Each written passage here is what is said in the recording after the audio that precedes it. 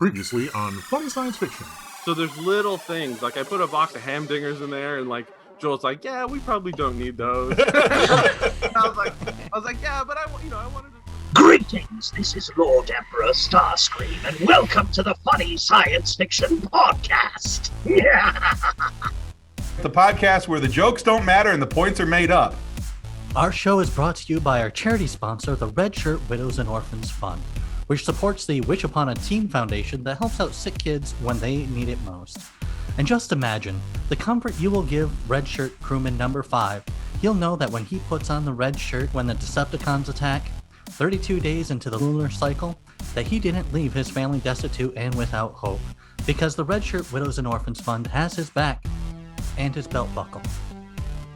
So our guest today is the highly respected voice actor, Daniel Ross. So glad to have you, everybody. Yeah, welcome to the show, Daniel. Thank you so much for having me. Yeah, that was a great intro. I loved it. Yeah, we have fun with that. We try and change it up a little bit every now and then. And I was raised a Trekkie and definitely no Trek, so anything red shirt is fine by me. Excellent. All right. Well, you'll fit in very well with our clan of geeks. All right. Excellent. All right. So we do have to talk about, just to get started here, get this off the table, because everybody knows who knows you knows that you are the voice of Donald Duck. So we do have to talk about that 5-pound white duck in the room first and foremost. So tell us, if you would, how you got to be the duck of the House of Mouse. Is there a story attached to that you can share? Absolutely. Well, yes, I am one of the people who have been fortunate enough to bring a voice to our favorite cantankerous duck from Disney, Donald, and I'm the third to have officially voiced him in 87 years. So that honor is just incredibly tremendous and something I don't take lightly. But yeah, I moved to Los Angeles almost 7 years ago. In the hopes of pursuing voiceover, and I quit my job. I packed up my car. I drove cross country, and decided I was going to give it a shot. And within a couple of years, I guess I was just in the right place at the right time. I got the audition for Donald Duck, and my agent contacted me and said, "Hey, you do the voice, right?" And I'm like, "Yeah, yes, I do." And she's like, "All right, cool. Here you go." So I auditioned, and I waited and I got a call back, and I was so utterly excited, not just because of the character itself, but oh my gosh, Disney wants to hear more from me. As a green behind the ears voice actor, that was like music to my ears, a dream come true. So yeah, I went down to Disney TV Animation, and I had my call back. And then there was another call back, and then there was another call back, and then I got the call that I got it. And that was absolutely a transformative moment in my life and my career. It was something that was really between my mom and I. She taught me how to do the voice when I was a little kid. And, she would tuck me in at night, and she would say, "Oh, Daniel, I love you so much." And I would say, "Oh, Mom, I love you too." And that was like our thing, and, just entertaining friends at parties and doing things like that. So, to have that magic between the two of us, between my mom and I, to see this come to reality has just been true Disney magic for me. And it's what else can I say?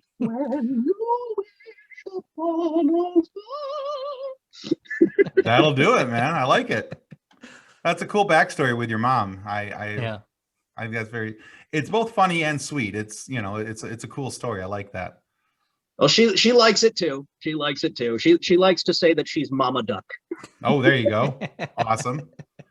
So Donald's voice is one of those iconic voices that I would say just about everyone recognizes.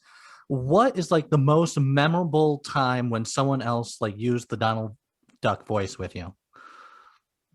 Another time somebody used the voice with me.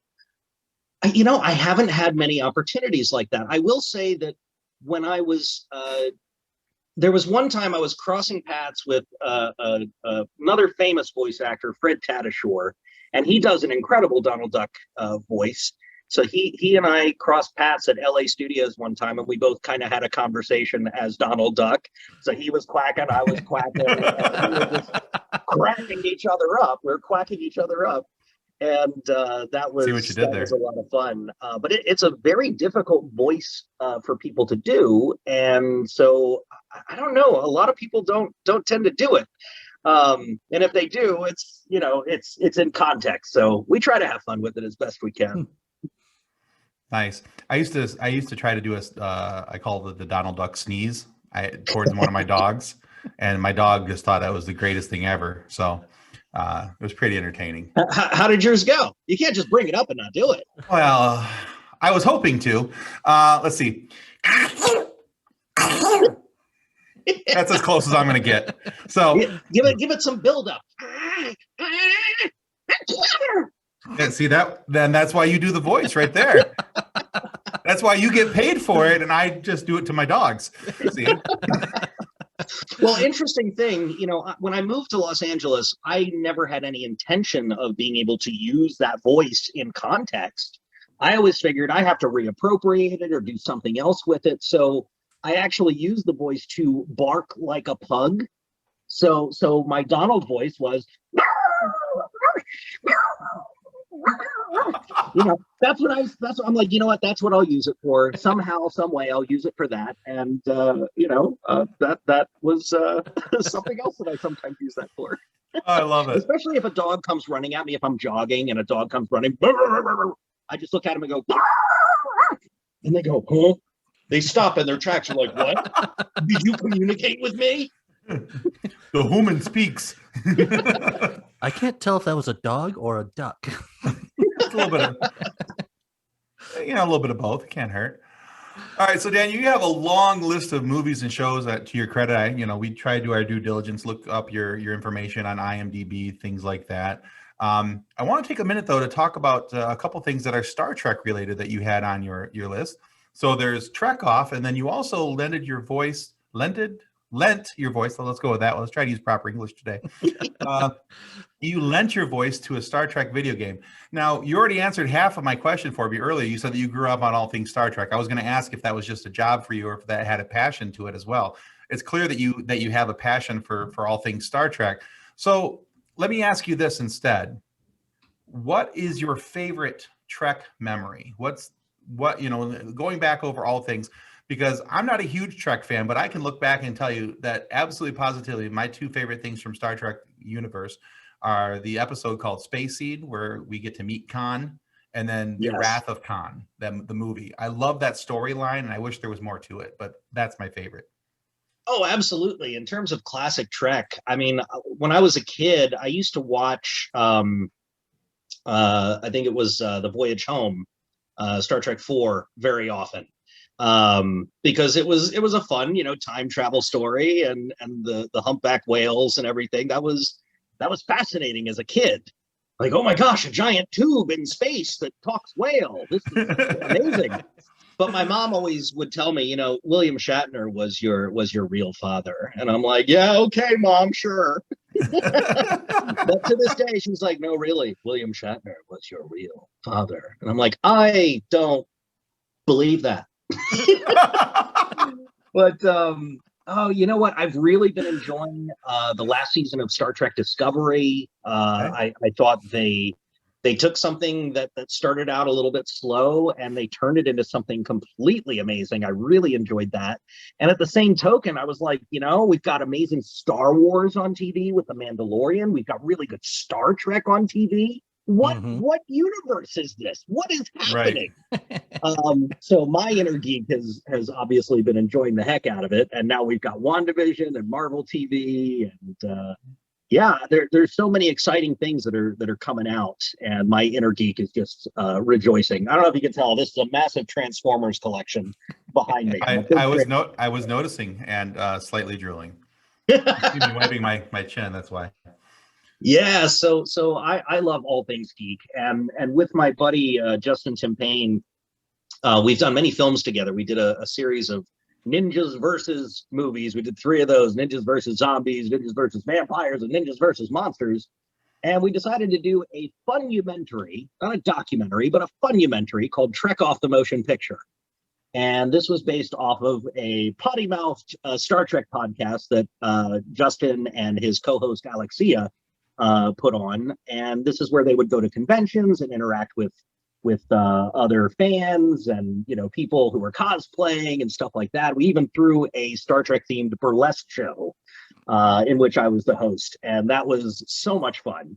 So yeah, it runs through my veins. The Klingon blood runs through my veins. For honor, of course. Or as some people don't even know, Dief Dork has Muzma. That's live long and prosper in Vulcan. There you go. Nice. I was one of those that did not know that. I'm like, I'm sure I'll find out later what that is, but okay. At first I was like, that's not Klingon, so what is it?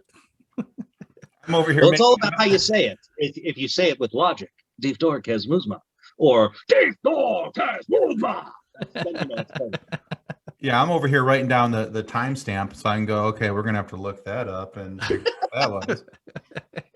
So as the voice actor of Starscream in several of the Transformers games, and there's been many adaptations, I would say, of Transformers, which adaptation do you think was like your favorite?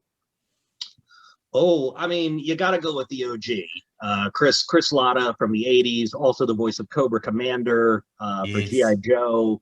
I mean, that high-pitched, screechy voice was so memorable and so iconic. And it's been one of my joys to actually know his daughter. I'm very good friends with his daughter, Abby. And she's part of my comedy voiceover troupe, the Green Giraffes. So it's amazing to kind of come full circle and do the voice of this iconic character and know the people behind the scenes. So yeah, you got to go with the OG Chris Latta. But I will say I'm also a huge fan of Steve Bloom and his iteration for Transformers Prime. I love that man's voice, and he brought so much nuance and interesting vocalizations to the character. Tom Kenny, of course, an amazing Starscream for Transformers Animated. Right. Frank Todaro, who's currently doing it for the War for Cybertron trilogy on Netflix. I mean, there's been so many amazingly talented people, but those are the ones that really stick out in my mind. What about the Beast Wars version? Well, Beast Wars was not... There was only one instance where Starscream was there, and that's when he possessed Waspinator. Right. For an episode. And so that was it Doug Parker? I'm forgetting the name of the actor who did Terrorsaur. I think it was Doug Parker. Forgive me if I'm screwing that up, but yeah, he also doubled as Starscream. He did his version of Starscream, possessing Waspinator. Oh, poor Waspinator. I like how Nick tries tripping you up, and you're like, no, we're just going to go with this. Here it is. I wish I remembered his name in the moment, because that frustrates me. No, I think we're all just impressed that you knew exactly what he's talking about and how much. All right. So let's talk a little bit about inspiration, because when we talk to people who are creative, like you are a creative person with the way you use your voice. Exactly. And the abilities to use your voice in the ways that you do. But every career path, there's typically a story about how somebody got into that line of work and why they wanted to do it. So for you, who or what was your inspiration for wanting to be a voice actor? Well, it's an amazing segue, because we were just talking about Beast Wars, which came out in 1996. And I was probably about 16 when that came out. And of course, obviously, I've loved Transformers forever since I was a little kid. The original animated movie in 1986 was the first movie I ever saw in a theater, and of course watched Optimus Prime die. Sad face. So still too soon, Daniel. Still too soon. I know, right? Spoilers. Optimus Prime dies. Dumbledore dies. So Beast Wars, I was fascinated with the voice talent on Beast Wars, because I realized I was just browsing like the credits one time, and I'm like, wow, these people, I'm looking them up, and like Scott McNeil was doing like 4 or 5 different voices in that show, and they were all unique. And David Sobolov, David Kay, all of whom are some of my greatest friends and mentors now. Ian James Corlett as Cheetor, Alec Willows as Tarantulas. I mean, Blue Man Kuma as Tigatron. I could go on and on. I was a genuine fan of the voice cast on that show, and it was the first time I realized I had an epiphany. Voice acting is a job. That's a job you can have. I want that job. Oh my gosh. So, look, I grew up loving Mel Blanc, Clarence Ducky Nash, June Foray, Dawes Butler.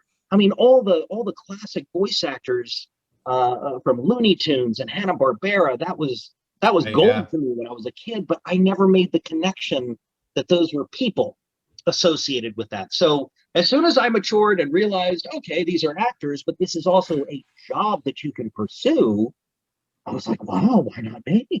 Why not me? So, I pursued a musical theater degree at the time. As soon as I got out of high school, I mean, I was a thespian in high school. I did all the school shows. I was in the Shakespeare troupe, and I loved the performing arts. So I meandered from theater to film production, to film writing, just so that I could act on camera. And then eventually I discovered voice acting, and it was through Transformers that I started to have those opportunities. I put on a character voice so that I could interview other voice actors. I played a little Cybertronian named Rook, and he would welcome people to Allspark Radio, and we would have conversations with the other voice actors. And it was so much fun, and I got to play with these individuals and kind of discover that they were like my tribe. Like, these people were like me. Not just they have the same interests, but like we're all kind of the same weird. And I gravitated towards that. So I would go to conventions and I would meet them in person. And I just loved the people that they were and how talented they were.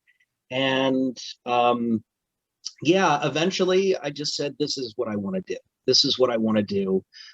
So I would just do small jobs here and there. I would do phone messages for friends, or some corporate things here and there. I did some radio commercials where I did a terrible Gilbert Gottfried impression.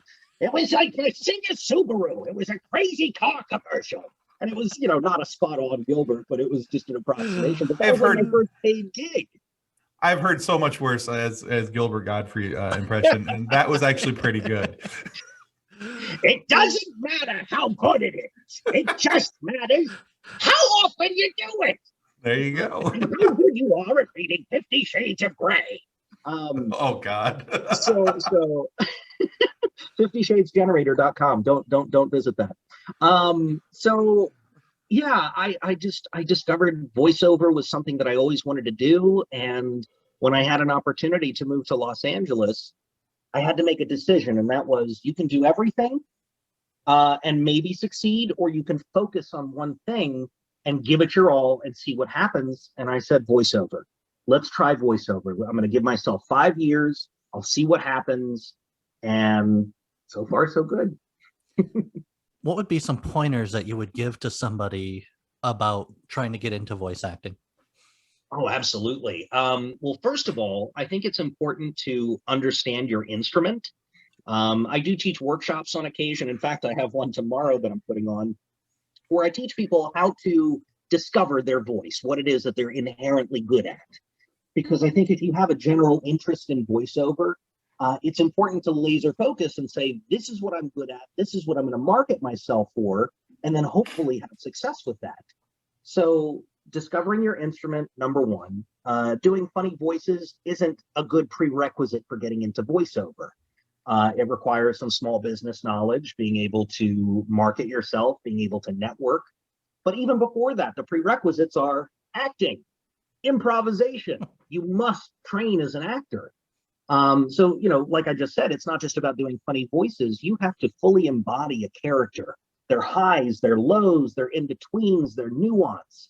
And if you can just do a silly voice and it's one note, it won't work. So right. It's very important to create characters and to really use those tools as an actor to bring them to life.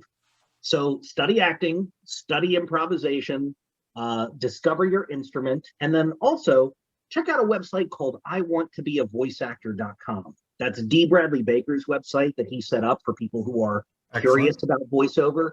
And there's a great resource for anybody, beginner, intermediate, to advanced. awesome. Excellent. Okay. So let me ask you this.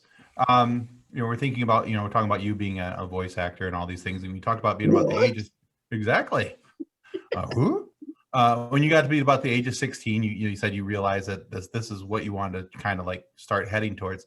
So up until that point, up until about the age of 16, what did little Daniel Ross want to be when he grew up before he discovered dinosaur. that a dinosaur? The Danielsaurus. I always enjoyed the performing arts. I always had it in my mind that I was going to be an actor of some kind, or somebody that would be in a position to make other people laugh. That's one of my joys is to make people smile and to have an emotional resonance. For me, going to the movies and seeing the same proscenium filled with a different story, or going to the theater and seeing something different every single time was magic to me. And being able to influence others and teach people lessons and show them things that they may never experience in their lifetimes was something that was uncomparable to me. So I saw that, and I wanted to be a part of that. So yeah, that was the initial magic of film and TV and theater to me. And again, I didn't realize voiceover was a thing until much later. It's one thing to say it and be like, oh yeah, this is acted by this person. It's like, yeah, sure, okay. But then you realize this is a job. Oh my gosh. But I used to impersonate my teachers, my friends, my parents. I used to get all kinds of trouble, prank phone calls up the wazoo. Oh my goodness. Yeah, younger me was a mischief maker. Nice. All right. So some of the funniest things tend to come from a mashup of some sort. So which of your voices would you like to see thrown into another sci-fi universe? And what voice and what universe would you like to see those two collide in the Hydron Collider thing? Oh my gosh. I mean, I would love to see an evil Lucky the Leprechaun. I mean, how cool, like a mirror universe Lucky the Leprechaun. Like, I don't, what would he even say? Like, he usually says, they're magically delicious. But maybe he would say, like, they're magically nutritious. I don't know. He's got like an eye patch and like, a club foot. Yeah, he's no longer lucky. He's now hard luck. There you go. All right. So every job has its perks, has its benefits. Now, for instance, in this job, I get to talk with cool content creators like you and about sci-fi and nerd stuff. And for me, that's awesome. I love having these conversations with people, people who have enriched my life in so many ways. And so for me, this is awesome. And I also another podcast called Focused on Forward, and I get to talk to people who are overcoming life issues and see how they're moving past them and be impacted and inspired by these powerful stories that people have. But for you and what you do, would you say, if somebody says, why do you like voice acting? What is the biggest perk of your job, the thing that you enjoy the most, that if you talk to people about being an actor or a voice actor, whichever way, that this is what you highlight? I think for me, the first of all, I love to work doing what I love. Being my own boss, running my own small business, that is so liberating and wonderful, and rare in some instances, because life happens, and it's hard to chase your dreams when life happens. But sometimes, if you sacrifice and you are able to be resilient, you can do the things that you want to do. And I always tell people, chase your dreams. There's no better moment than now to say yes to the things that you want to do. And that can be very hard to do. But for me, I love when I'm performing, when I'm in front of the microphone, I love the expulsion of energy to create these characters. I love exhausting myself, being fully immersed in a character and bringing that to life. But what I've discovered later through the process, because I'm in my bubble here, I wake up, I do my job, I eat, I go to sleep. I mean, that's the world these days. But right. I'm in my bubble here. So the piece that I've really gotten to enjoy is remembering the young fan inside of me that was glued to the TV, watching Saturday morning cartoons, watching the real Ghostbusters, Funimation's Ghostbusters, Thundercats, Transformers, G.I. Joe, Gem of the Holograms, all of those things. And having that sense of nostalgia and that anchor to my childhood is something that's so special to me. So when I meet people and I meet other voice actors and it's like, you voiced that thing that was so special to me and thank you for this. I'm starting to be on the other side of that now. And that brings me so much joy to be able to make this world just a little bit of a better place, through what I do for a living. I can't think of anything else I'd rather be doing. And again, to see those smiles, to make people laugh. One of the joys of being, the voice of Donald Duck is, making little kids smile and laugh. And, that just fills me up inside. So I remember where I was in my innocence and my youth. And I see that in the newer generations, and to be a part of that, to facilitate that. It's, again, magic to me. It fills me up inside. Mm-hmm. That's cool. I like it. So music plays a vital role, whether it's a movie, a Broadway show. It has a huge influence on many different cultures. So, what sci-fi movie would you like to see as a musical adaptation?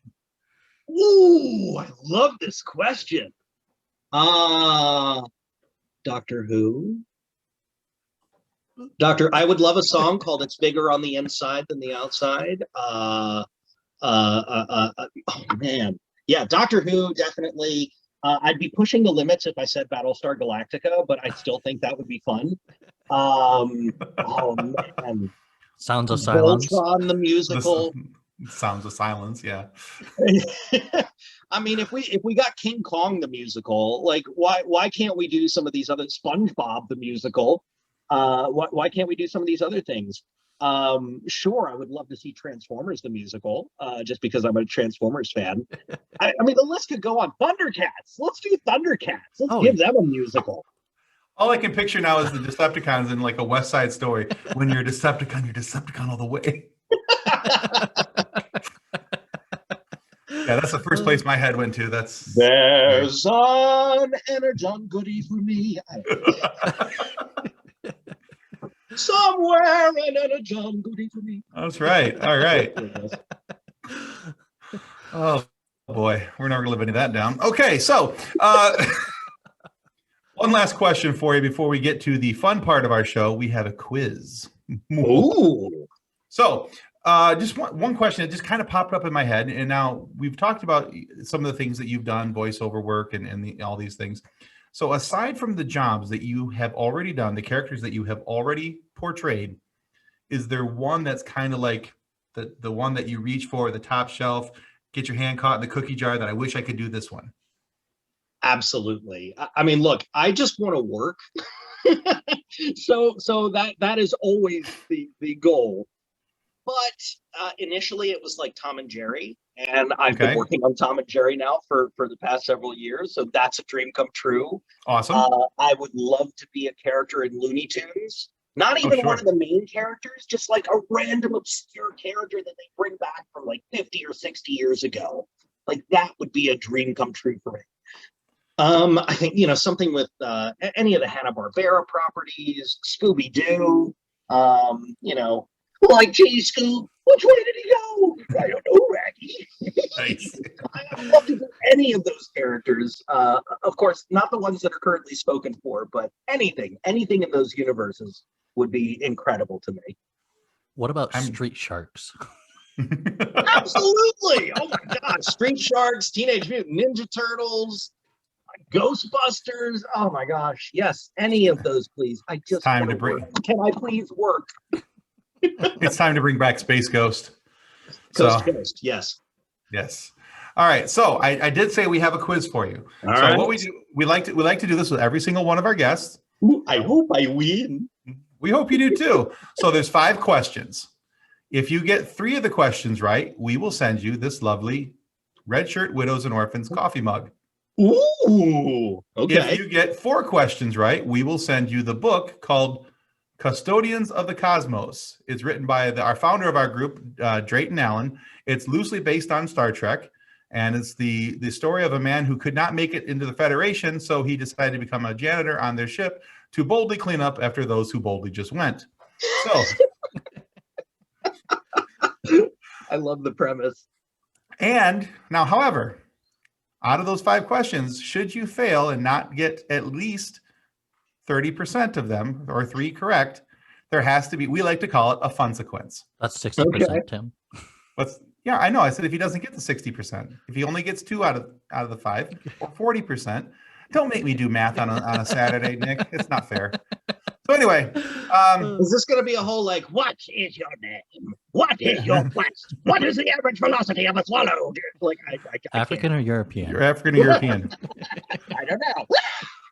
What's your favorite color? Blue. I mean, green. Ah! So anyway, no. So if you only get 2 questions right, we take your picture, we make a meme out of you.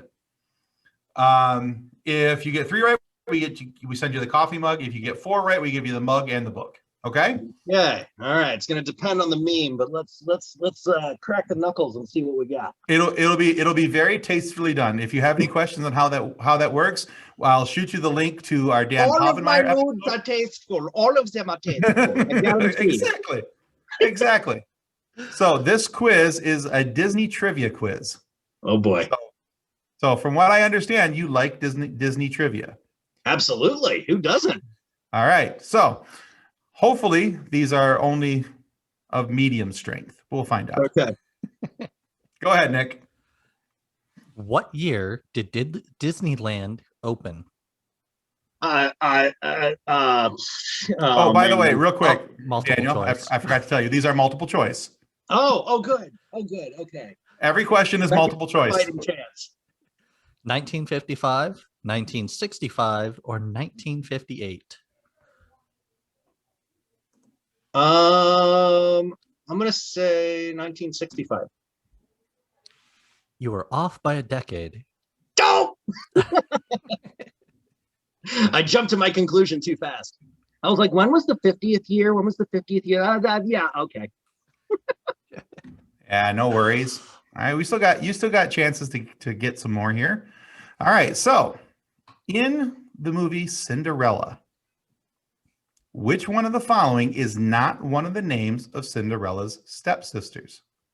Is it Anastasia, Priscilla, or Drizella? Anastasia. No, it's Priscilla. What? Yeah, Anastasia and Drizella are the stepsisters. Priscilla was married. Priscilla was married to Elvis. Well, there's one glass slipper down. All right, come on. Let's add some more defeat. Right. Let's rub it in. Where does Mike Wazowski take his girlfriend Celia for her birthday dinner in Monsters Inc.?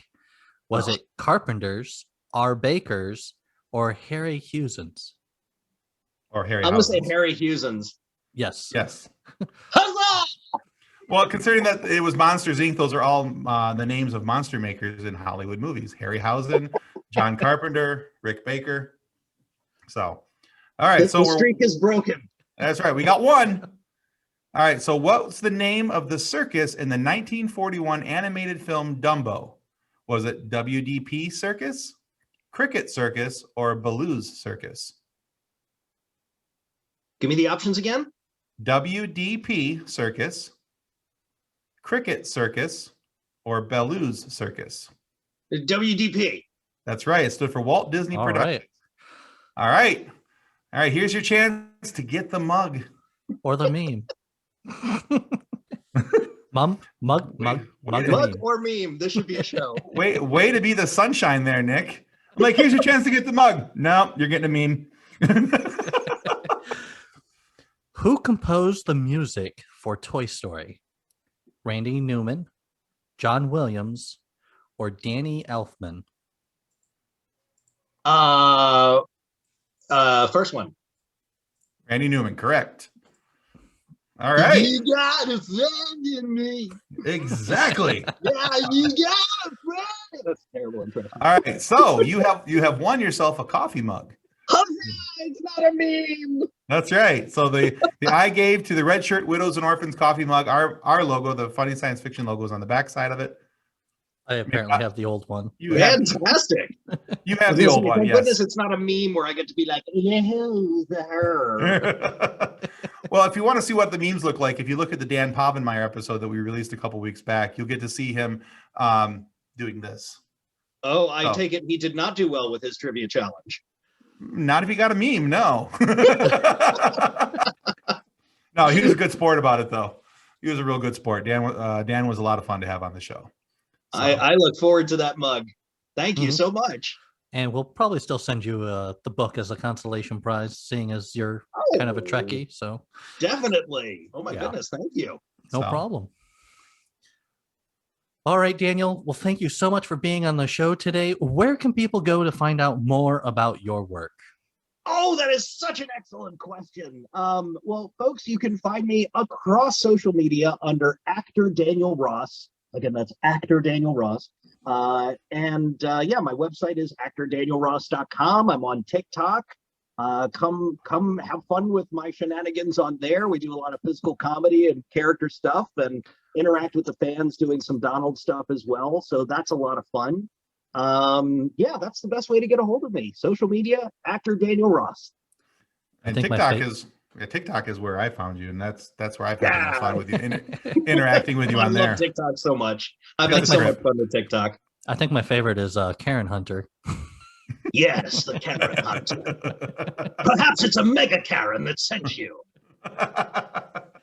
All right. Well, we will be sure to place those links in our description so people are able to find you. All right. And guys, we want to remind you, too, that subscribing is the single most important thing that you can do to ensure that we get more amazing guests like Daniel Ross today and funny moments for you to listen to. So please subscribe. It's going to help more than we can ever really describe to you. And we want to make sure that you do go to actordanielross.com to check out the rest of Daniel's amazing work and all the cool voice acting jobs that he has done over the years. Because I'll tell you what, you're going to be surprised. There's going to be some that go, I didn't know he did that, because that was me.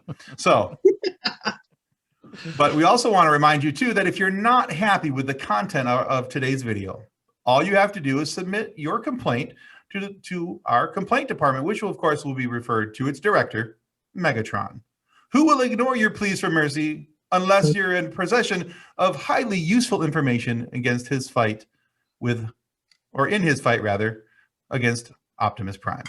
Or perhaps if you have the Allspark. That would help. All right. All right. Well, Gents, thank you again, so Daniel. much for having me. This was so much fun. I hope to do it again. Everybody, subscribe to their channel. Do it. Do it now. I like this guy. We're going to keep him around. All right. So, all right. Goodbye, everyone. Thank you for watching. On behalf of the rest of the hosts of Funny Science Fiction, we'd like to thank you for listening to this episode. If you'd like to be a guest on one of our future episodes, please contact us by means of our Facebook group, Funny Science Fiction. You can find us on Twitter or Instagram using the handle @FunnySci-Fi, or you can go to DraytonAllen.com and click the Contact Me link at the bottom of the page. Thanks again. Hope you enjoyed the episode. Copyright 2020 by Drayton Allen. Original music by Jordan Michaels. Reference to any specific product or entity mentioned in this podcast does not constitute an endorsement or recommendation of or by Funny Science Fiction or its sponsors. The views expressed by guests are their own, and their appearance on the program does not imply an endorsement of them or any entity they represent. If you have questions about this disclaimer, please contact us via email at DraytonAllen@DraytonAllen.com.